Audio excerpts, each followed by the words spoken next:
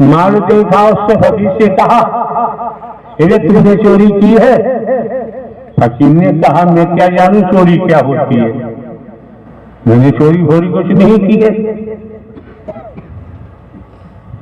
मैं तो अपने परमात्मा का भजन खुलेआम करता हूं, मुझे चोरी करने की जरूरत ही नहीं। फिर भी जो भी रहा हो, कोई कतरा रहा होगा किसी का। 40 चाबुक मारने की सजा राजा ने सुना दी। चाबुक मारने वाले को बुलाया, कपड़े फरवा दिए, फकीर तो फकीर है, नग्न और चाबुक पड़ रहे हैं। बेचारों में सोच रहा है कि मेरा कोई दुष्कर्म होगा, अच्छी बात है प्रभु, इसी जन्म में कटवा रहे हो, दूसरा जन्म लेने की जरूरत नहीं पड़ेगी। किस दुनिया में हो, दिखावा दिखा रहे हो, तुम शहंशाह हो, तुम बादशाह हो, तुमने महल बना लिए, नाश होगा, नाश सर्वनाश होगा। किस महल पे है हम, बहुत पाखंड आडंबर में नहीं है। हरि परमात्मा के नाम को जो बदनाम करेगा उसका सत्यानाश तो होना ही होना है। उसे से ब्रह्मांड में कोई नहीं बचा सकता, कोई सा भी भगवान नहीं बचा सकता।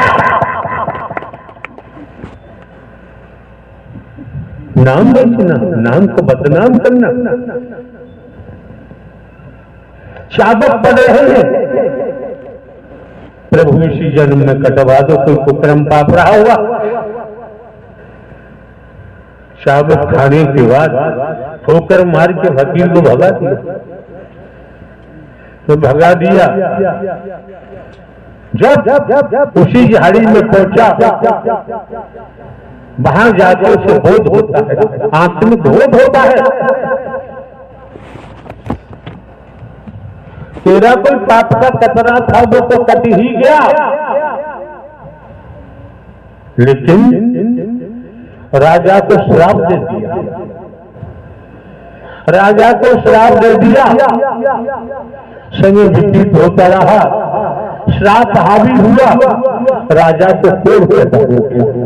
इतिहास उठा लीजिए, इतिहास सभी ने पढ़ा होगा। राजा को कोढ़ हो गया। कुछ समय के बाद राजा की मृत्यु हो गई। समय व्यतीत होता गया।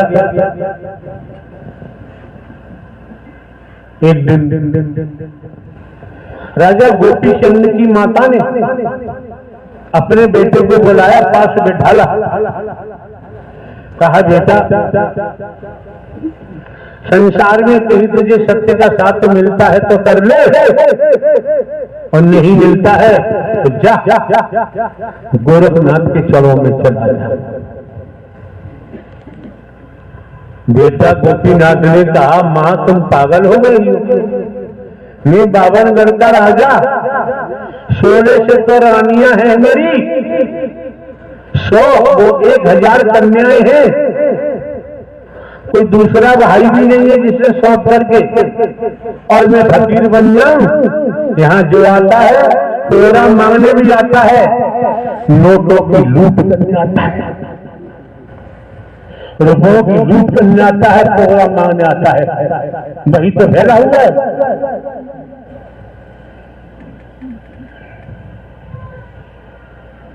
गोपी चंद की मां ने कहा, मैं कहती हूँ योग धारण कर।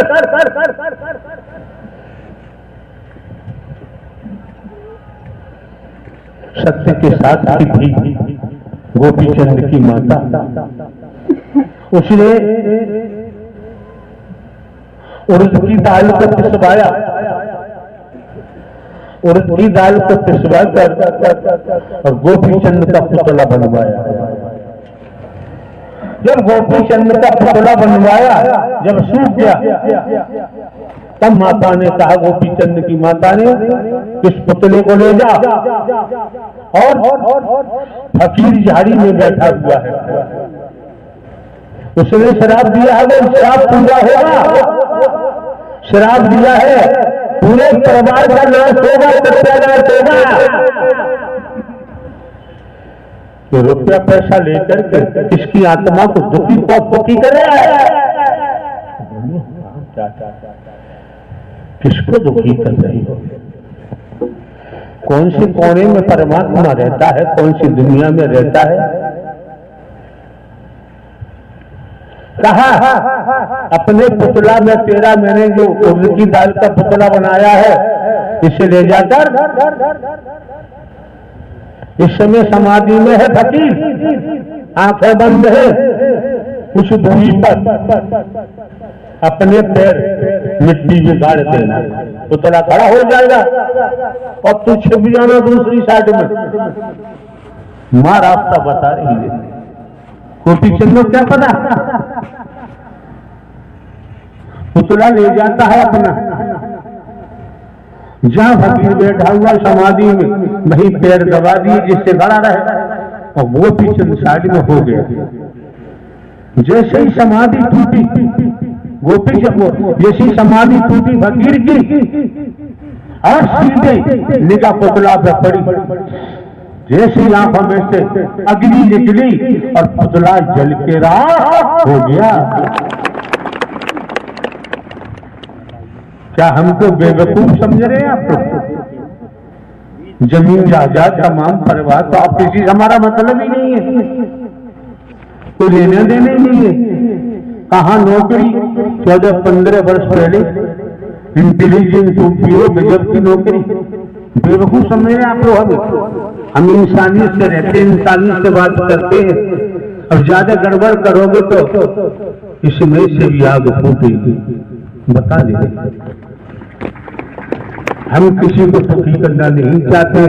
हमारे पास आकर गंदी सियासत कोई मत करना, हमको बर्दाश्त नहीं। हमें बातचीत भी प्रवास पर भी हमारे पास जाने की जरूरत नहीं। हमें कोई धन दौलत की आवश्यकता नहीं, कंचन कामनी से हमारा मतलब नहीं है, हमारा किसी से संबंध नहीं।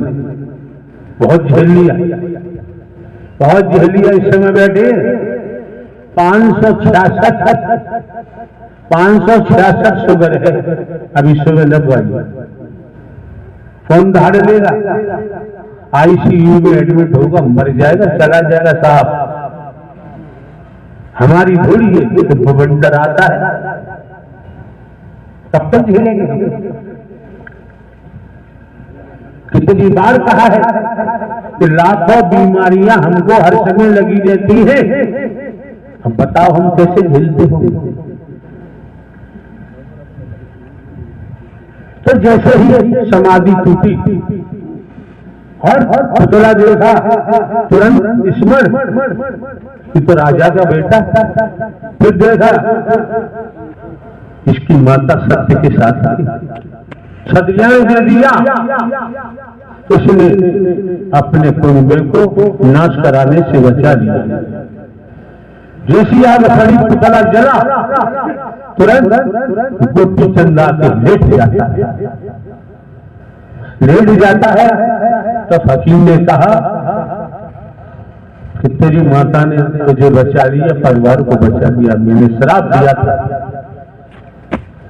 पता है कौन किसके श्रापित होकर कि दुनिया में चल रहा है, वही मेरे सामने आते हैं।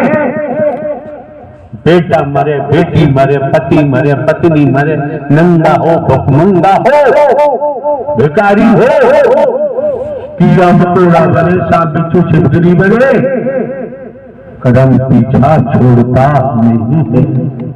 मानो मत मानो, हम मनवा दे दो। ये प्रोग्राम देना पड़ा, ईपी में हम आने को तैयारी नहीं, संसार पड़ा है हमारे लिए। बच गया, लौट के आता है अपने माता के चरणों में लेटा। मां ने कहा हरि ने बचा दिया, कर्म पीछा नहीं छोड़ता है। क्या कहा माता ने? तेरा पिता, तेरे पिताश्री जवान थे, और मैं देख बड़ा मैं जवानी में विधवा हो गई, बहुत सुंदर थे, फिर भी रोजाना चंदन का उबटन कराते थे, कच्चे दूध से स्नान करते थे, तेल फुलेल छिड़के जाते थे, नौजवान बालाएं सेवा करती थी, मर गई, मैं विधवा हो गई।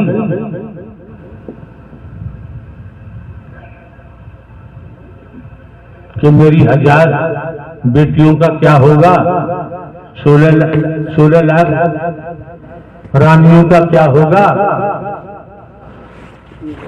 गोपीचंद की माता ने दर्शाया, जिसने जैसा किया है उसे भोगना ही पड़ेगा, उस भोग से तेरा कोई कर्म है, मेरे द्वारा तू पछता।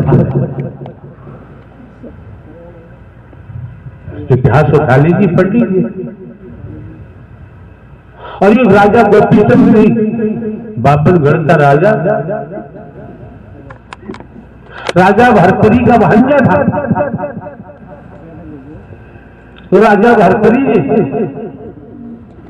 कश्मीर से लेकर कन्याकुमारी तक राजपाट छोड़ दिया, रानियों को छोड़ा, राजकुमारों को छोड़ा, राजकुमारियों को छोड़ा, राजपद को छोड़ा। ऐसा वैदिक काल का इतिहास कहता। गोरख चले गए गोरखनाथ की चलो में। यहां पहुंचकर यार लगभग हम तो ओपन,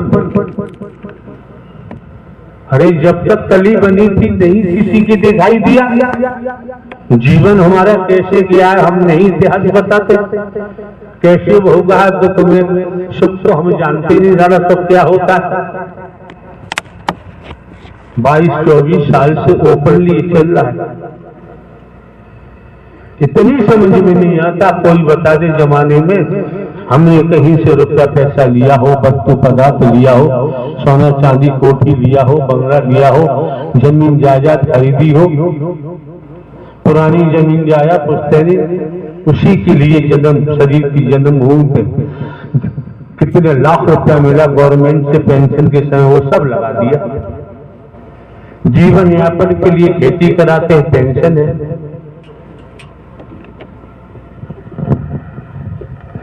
समझ लेना चाहिए, किसको बदनाम करोगे, तुम्हारा सत्यानाश कभी हो जाएगा। महल बनाने से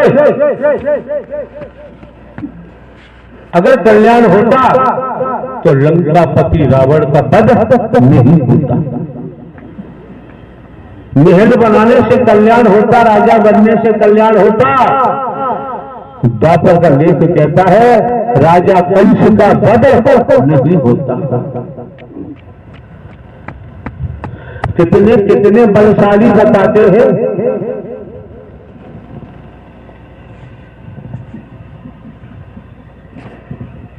लंकापति रावण का बेटा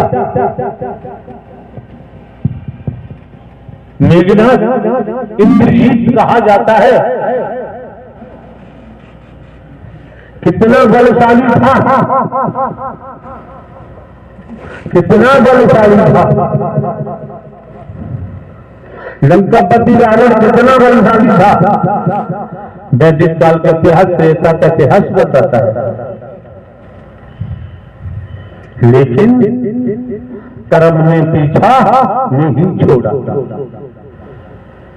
मेघनाथ का भी वध हुआ। मेघनाथ की पत्नी कहती है चरित्र क्या होता है, सतत्व क्या होता है। लेख के मुताबिक मेघनाथ की धर्मपत्नी क्या कहती है, हे लक्ष्मण तुम भले ही शेषनाग अवतार कहे जाते हो, मेरे पति का वध करना तुम्हारे बस की बात नहीं। क्यों मैं शादी होकर आई, अपनी बाजू पर अपने पति मेघनाथ का सर रखती थी, तब सुलाती थी, और फिर भी मेरा सतत बरकरार था। मेरे सत्य पर आंच नहीं आई, जब तो मेरा पति बलवान बनता था।